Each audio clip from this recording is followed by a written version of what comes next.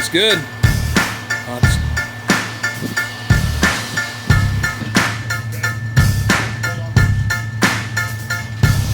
There we go. Now we're moving.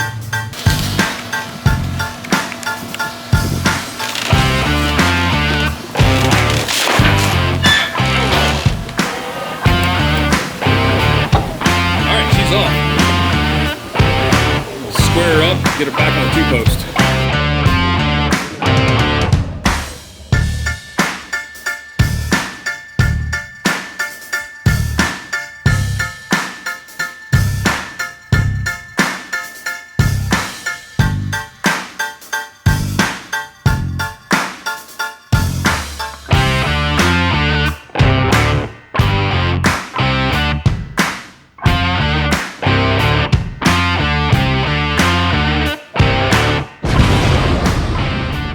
Welcome back to another video on House of Duela. Hey, my buddy Sean has been nice enough to let me borrow his incredibly awesome shop. Thank you, Sean. We're at Sean's shop, by the way. This is where we're holding the Torino. Back of the corner, he's got a sweet shop. Well, to get the old girl up on a lift here and take a look at everything, we're gonna replace the flywheel. I gotta pull the transmission, replace the flywheel and starter in it because it won't start. I couldn't get it started at the house, and the flywheel is ground out some spots. He told me about that when I first bought the truck. He said, hey man, just let you know that the starter there's some flywheel spots or flex plate, spots on the flex plate that are ground off and broken, so it spins. You know, anyways, I couldn't get it started because not only that, whenever I got it on a spot that it could grab, it didn't want to spin the motor over. Like the starter is just weak. It looks to me an original starter. So I went to Summit, I picked up a mini high torque starter for the motor and also picked up a flex plate for our sweet little truck here, but it's on a lift. First thing I'm gonna do is just look it over. I'm gonna show you guys the underside of this girl. It's rusty, but it's not rusted out. And I had to pull the wheels because these wheels are incredibly rare. I had no idea they're as rare as they are because they're 15-inch and they're 8-lug.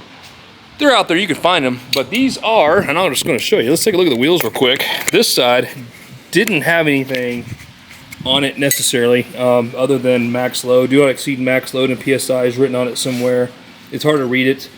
Try to clean it up a little bit. And then it had like a max load pressure. For the back one here, on the back one here, we've got, you can see it says US Indy mag. So US Indy mag, this is in US Indy mag. Check out this axle, this beef of a 250 Dana 60 full floating rear axle on this old truck. It's pretty cool. Also pretty cool is that it's been gone through sometime in its life by Donnie's, rebuilt by Donnie's in Tulsa, Oklahoma. But you know, working our way kind of up and back. I mean, we've got surface rust everywhere. I've got some janky blocks that the bed is sitting up on there, some wood blocks. Probably needs to change that. We got a little crack right here. I mean, the frame though is in good shape. I'm gonna cut the exhaust off. These tips are trashed in my opinion. I'm probably just gonna cut it behind the rear axle here and there and just have a dump on it. Don't know if I'm gonna do that or not. I don't know. I'm just, because that mount's broken anyways. But it's kind of coming through here. I mean, you know, it's interesting they shortened. It's got a carrier drive shaft because, of course, it was a long bed, and they've shortened it. Here, they shortened this guy up, which is a tiny drive shaft, and it's got a slip here. So this needs to be greased up. Everything down here is covered in dirt and just trash. Again, this truck's been sitting a long time.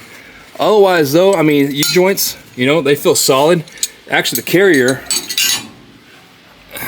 carrier bearing is loose. The rubber isolator is loose, but I think the bearings themselves are okay. I don't know. Probably a good idea to put this on a list to replace. But we'll just see how it drives. The bed and mounts back here are still squishy, so I think this is a good mount. They got some good mounts here and a good mount there, but the ones back there are sitting on blocks. I don't know. I can't explain it. Actually that's a cab mount right there. But we have a cab mount there that's squishy, so this looks like to have been replaced. Otherwise, the frame is really good. There's no rust through on the frame. It's pretty solid back here. We've got some rust here, which is interesting. I got some cab pieces in here. Some trash, looks like. So that's pretty bad. and both sides of this is pretty bad. Eventually we'll probably cut this out and replace it. Again, I'm just not worried about it. We're probably going to spray a rust encapsulator on the whole bottom side and just paint it, let it ride for a little longer. Got some rust, surface rust up here, but again, not rusted out. Same with here. You know, water gets down in here and it gets trapped. There's a bolt sticking out there. That's my ground strap that I created because the back of the car, the truck didn't have any electricity. It was really low, like really weak. It's like 6 volts on the back of the taillight, so I added a ground strap to it. Looks like the fuel line's been replaced fairly recently. It's still squishy, so that's good. Connecting the line from the cab onto the frame here. The brake lines look pretty good, man, honestly. I mean, they're rusty. This one looks like it's been replaced at some point, and it looks like I might be able to get this bleeder off. I don't know. I've got a gut feeling though that the cylinders on these are going to be pretty shot, probably on all 4. We got springy emergency brake. We got some shocks here that are looks like Monroe's, the blue. More rust back here, but otherwise, I mean, I don't know. It's not that bad, man. Twin I-beam, of course, for this model. The kingpins are solid on it. They're not wiggly. So actually, the steering on it seems pretty tight too, which is nice. This wheel is loose, and it feels like, you see, you got a little wobble there. If you can see it, looks like the lugs are just loose on it. So hopefully this is just loose lugs. Somebody hand tightened and called it a day. I think that's what's wrong with this one. But these tires, of course, that part needs to be fixed up. Okay, I don't need that. Yeah, so I'm here while it's up in the air. The reason why it's here and he's letting me borrow the shop is to put in a new mini torque starter. Last night I unbolted the header. The starter's down here somewhere, but the starter's got a busted snout on it. Right there. And the flex plate is, well, it's in bad shape. Ooh, and by the way, I measured the stroke on this thing and it came out to be 3.75. 3.78 is a 390. So it's not an exact measurement. I used a stick, stuck it into the hole of the spark plug, found top dead center dwell, or top center on it, and bottom dwell, and measured the difference between the two, and it came out to be 3.75, which says it's a 390. So that's pretty cool, but I can't guarantee that's what it is. I think it's what it is based on the stroke. Otherwise, a 360 or a 352 would be a 3.5 inch stroke. This is bigger than a 3.5 inch, so almost, I think, has to be a 390. So someone at some point has put in a 390 in this truck too, which just makes it even cooler in my opinion. But yeah, otherwise, dude, she's just dirty. I might have to get a power washer out here because everything is layered in just dirt. I mean, you can see it, it's just dusty, but it's not that bad, man. I mean, I've definitely seen worse. This truck is actually pretty solid. It's just a nice solid rust color, kind of matches the outside of color truck too. So we're gonna have to actually drop the whole header to drop the starter. It's a big, solid, old school starter, man.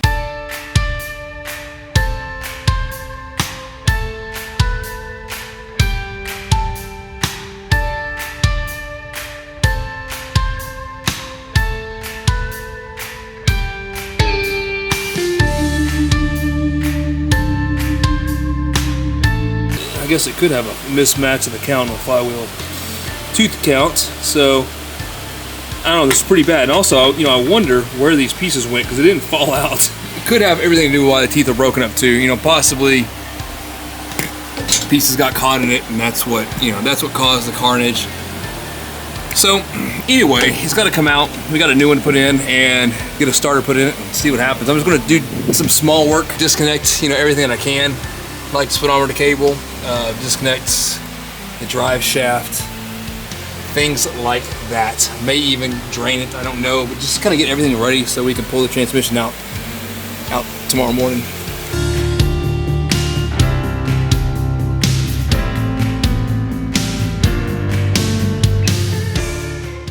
All right, good morning, man. It's back in the shop, back in Sean's shop.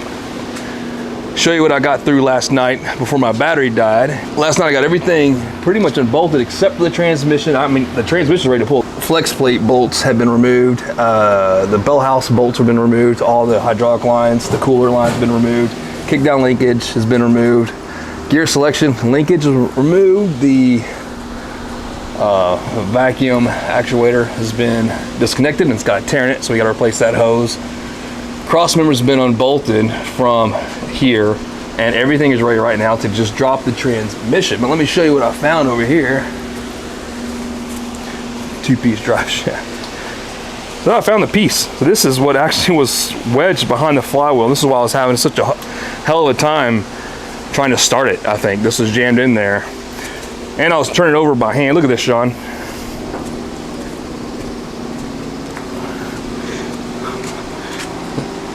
That was jammed behind the flywheel. I mean the flex plate. That'll make some noise right there. Yeah, because I was trying to turn it by hand and it wouldn't go. Like it would go and then just stop. And I was like, what the hell? So I saw this kind of just peeking out and I was able to get my hand back there and grab it. So I'm pretty sure this is what chewed up the teeth, and this is probably what yeah, bouncing around. It's bouncing around because it probably bent the flex plate. Whenever this broke, it probably shoved it, and which is now why it's you know, pushed into the starter's Bendix gear here. So I'm willing to bet this is actually what caused all the problems. So it doesn't matter, we got a new starter and flex plate for it. I keep calling it a flywheel. Ford calls it a flywheel for automatic transmissions. You know that? Ford doesn't call it a flex plate.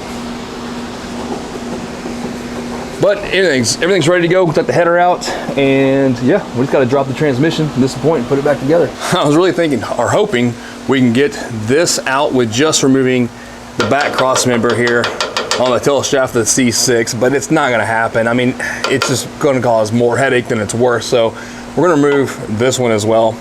Lucky for me, this is not bolted up here on the, y'all can't see that, I'm sorry, but it's not bolted up there or, you know, up here on this section. It's only got a bolt here and there, there and there. But man, this thing is just so grimy. Luckily, everything's not really that rusty. It's just dirty. So it's cleaned up pretty well. And honestly, none of these bolts have been fighting me. It's all been pretty easy up to this point. So hopefully it stays that way. But get these things start soaking some penetrating oil, clean them up a little bit, and get ready. All right, I think it's safe we reposition these arms.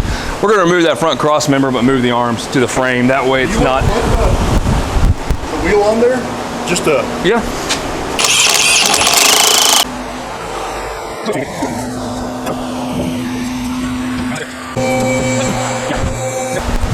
Hey Sean, what do you think we should name the truck, Sean? Well, I'm thinking Big Red, but... Big Red? Yeah, that's a Texas drink, okay. You gonna get one more click? Yeah. I posted up online last night and some people came up with some pretty creative answers. Some people said Okie, you know, because of Oklahoma. One guy said Rooster, Alice in Chains, Rooster. Big Red, I think even was saying Old Red or... Dude, you can put a cock right here in the bottom right hand side. Put your little... a rooster. A rooster. Yeah, doing a burnout like the Torino. You know, like the Torino snake on the side of the Cobras? Yeah. It's like a snake, Cobra snake with a wheel doing a burnout. Just do the same exact decal, except change it to a red rooster and just slap it right there. Okay, okay. Then he needs a 428. It's close, it's a 400. I mean, we're 28 cubic inches off, but it's close enough. A Roadrunner rooster, like going... Yeah. Like, instead of like a rooster, but with a... Yeah, he changes the horn instead of going meep meep, you can go crocodile, yeah. Okay, there we go. Nah, stay away. What's this one hitting? Oh. Need a spot now? Uh-oh, hang on, I'm like this close. Oh. We get to lower it, put it back. Coming back down, we wanted to move the pads in a safe spot, but now we move the pads as front forward as we can before the curve right here, but it's also hitting this cross member now. So we moved it so we can get the impact on it, which worked. And then we moved it back here, and now we can't slide it back. So we're gonna move this back to right here so we can hammer this out. All right, Ford does not make this easy. We are fighting cross members like crazy because you've got this one that can't drop because We unbolted it from there. We're able to swing it back, which dropped it. But again, we've got now, you know, the upper lip of it here and there, that's against the frame. There's no way for this to drop from the frame without twisting it, which we can't do because this cross member's in the way. We can't lift the transmission up anymore because it is butt up against the floor, but we need to lift it up just enough to release this. So we're like, well, we can't do that, so let's just remove the transmission mount. Well, Ford says no, no, Mike, you can't do that either because we can't get a socket or a wrench in there because of the way the steel is wrapped around that bolt. So I know that someone out here is laughing at us right now because they've done this a million times in these trucks. But for us, this is a learning curve. We don't know what we're doing, so. Okay, no holes cut. We're able to squeeze a wrench in there and get the mount out. So this should, it's gonna be greasy and grimy, but it should slide backwards.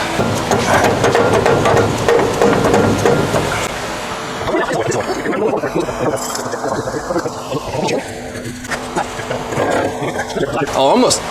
Oh, wait a minute. Oh, can you see this, guys? No? Okay, that's okay. Here, let's lift this up. Can you lift up this now a little bit? I think I almost got this. Hold on here. Oh, look at that, Sean. That's what I needed right there. That's it. Look at this. Look at this engineering marvel. I think the exhaust is going to be in the way. I think we need to. Why? I just want to get it off. Like, why? Which, well, oh, no, we just going to move. Oh, how'd that happen? I don't know. Oh, is that thing tight? I just tightened it. Okay. Hey, transmission now. Hey! There's your flywheel, man. There's a ring on it. These don't have washers. There's a ring. Oh. There's like a ring that holds the. The ring of fire? Yeah. The ring of flex plate fire. Okay. Right there, see? Cool. Yeah. Snap your fingers, snap your neck. That boy's got some, Yeah, look how it's tapered on the inside. That looks like carnage from... yeah, it looks like it's... Looks like, I bet there was some carnage from the shrapnel, and then the starter probably just... Or it got stuck behind it, and the starter just chewed it off. Take a look at that rear main seat. Okay, that was actually impressive. It's coming back to us. It's just skipping the same spot over and over. Oh, it's still recording? Oh, all that time was recording? Oh. All right, check it out, man. This is SFI approved. This is nice. It's nice and heavy. Definitely a good replacement versus the stock one here. This is a Ford one, though. Still got the Ford part number on it, or Ford stamping on it.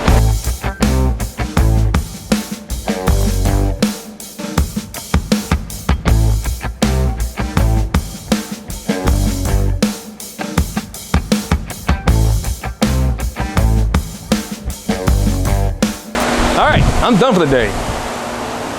I'm this close. Everything's in place. All I can do now is bolt up the header.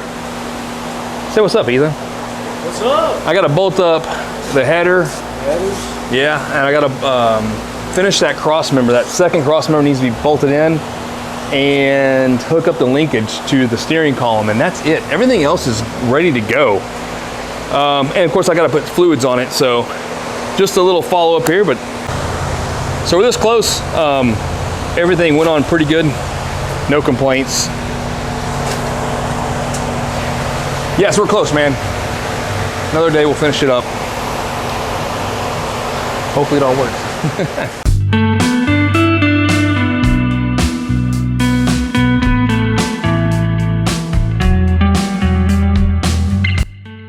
All right, welcome to day 3. Hey, I'm already getting started on it, as you can tell. It's hot in here. I think it's hotter in here than it is outside right now, and it's 102 outside. So I'm just gonna get to it. I've got the header to put on, I got the starter to put on. I just finished putting up the cross member. That took most of the hour that I've been here, is just that center cross member. I'd actually repositioned the lift again and junk like that. And anyway, so the cross member's up. I also bent one of the vacuum lines, putting the bell house together. I sandwiched the metal vacuum line to the transmission. So I've got to pull that line out now and repair it. So a little setback there. I got to do that.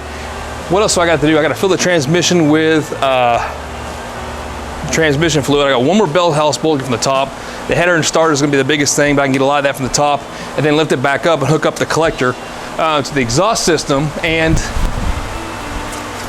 I guess we test it from there. Yeah, we're moving. We're moving.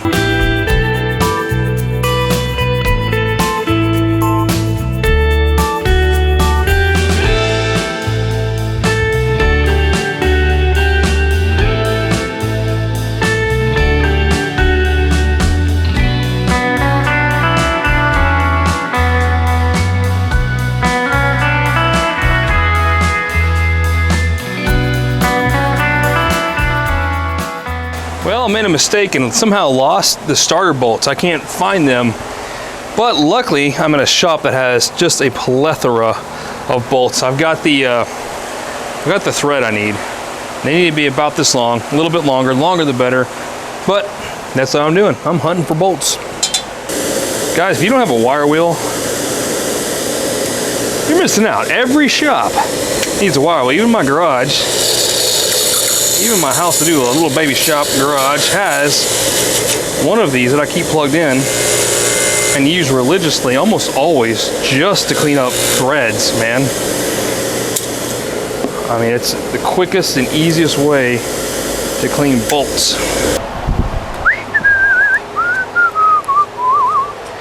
Okay, I have got this badass starter indexed to where I like it. Now, when you say index, it's not like you're changing the depth or setting the pinion depth. It's indexing on the relationship. This is always going to stay in the same spot, but you can move where you want the motor. So in this case, because it is a Chevy style Ford starter, which they all are, like these, which is kind of annoying because it gives you a solenoid on it right here, which we don't want, we don't need, but the solenoid is on here for Chevys. So what we're doing is double solenoiding it. That's double points of failure, 2 points of failure, more points of failure, which we don't really want, but this is fine. This is how I'm running it in my 86 Mustang. I've created a copper terminal to bridge the two. That way, when the single solenoid sends power, both these will get power and it'll actually just kick the starter over. So this is fine. There's no reason to take off the stock solenoid and rewire the whole thing just for the starting system, in my opinion. I just bridge it and be done with it. But you can clock these things the way that fits the motor. Now keep in mind, it goes like this in the engine. So this style of starter puts the terminals against the block.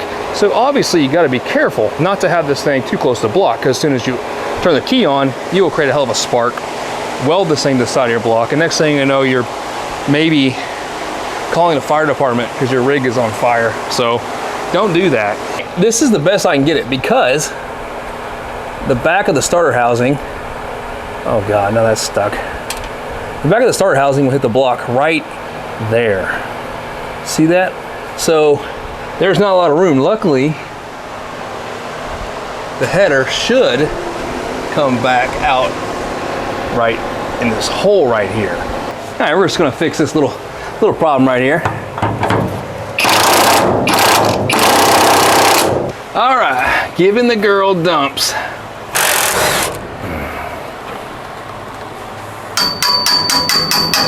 At least they've got a lot of hangers on this. I give them that. Whoever did this exhaust back in 1973 did a good job. Oh, come on, though.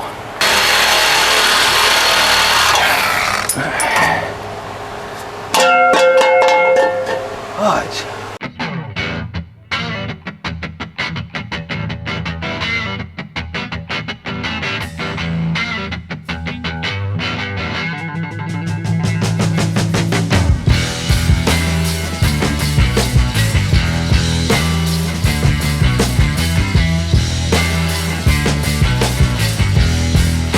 Okay, I'm getting ahead of myself. I'm gonna do it anyways, because remember, the whole reason why we're here, and yes, I know I'm disgusting, the whole reason why we're here though, is to fix the cranking problem. I could not crank this engine. I just unplugged the coil because I don't have the header hooked up. I don't want the engine to fire.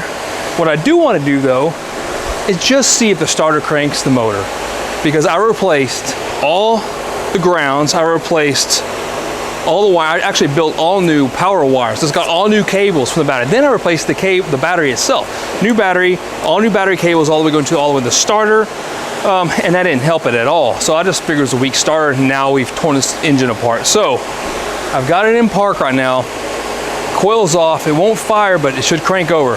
Fingers crossed, man. All right, in park. All right, key on.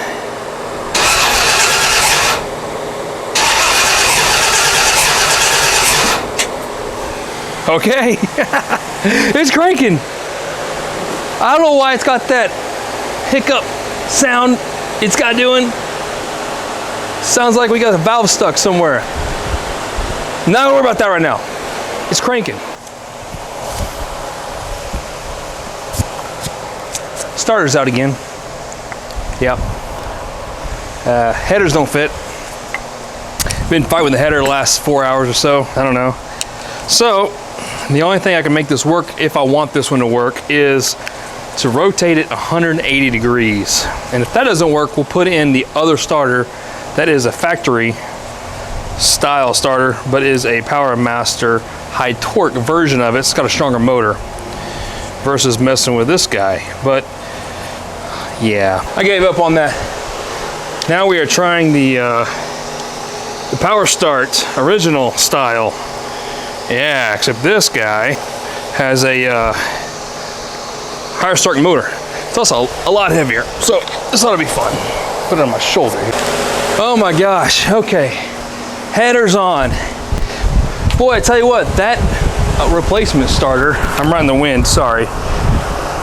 That replacement starter bolted in way easier than the Micro Power Master. That was a Power Master also, but I had no problems getting it in. Once I got it in, things got rolling. I had to get a couple of the bolts from top, but listen, I gotta make sure it's in. I gotta make sure I have the shift lever.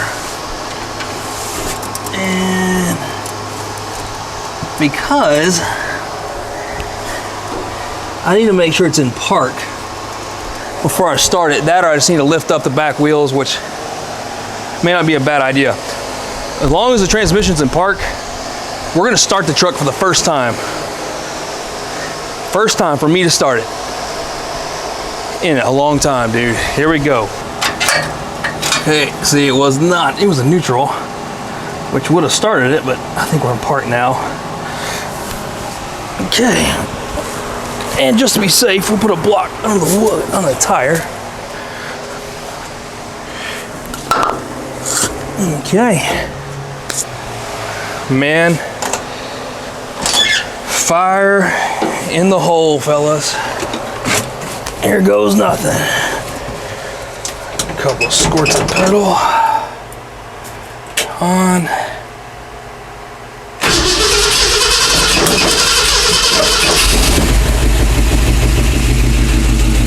Yeah!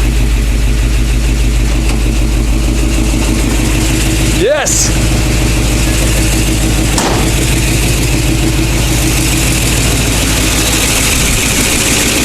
It's running! We got cookie valves, a lot of cookie valves. We get an oil pressure?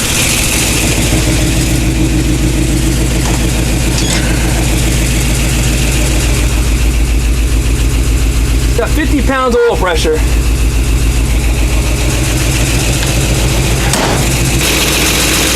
It feels like it does have a miss. I think we got a stuck valve.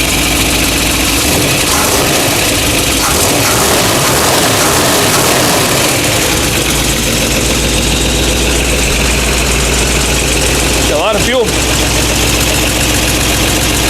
Now I know I didn't tighten all the header bolts, so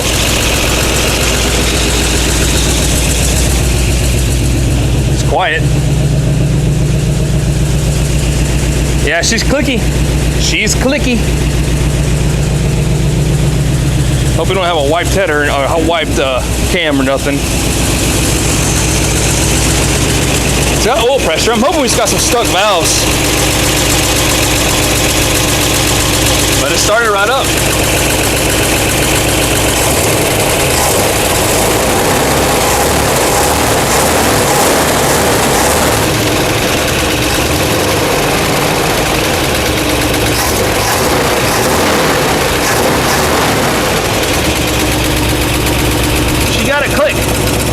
it definitely is on the top end. So either we got a lifter misadjusted, a lifter stuck, fan push rod, something of that nature, but looks like we're gonna be popping the valve covers on it to find out.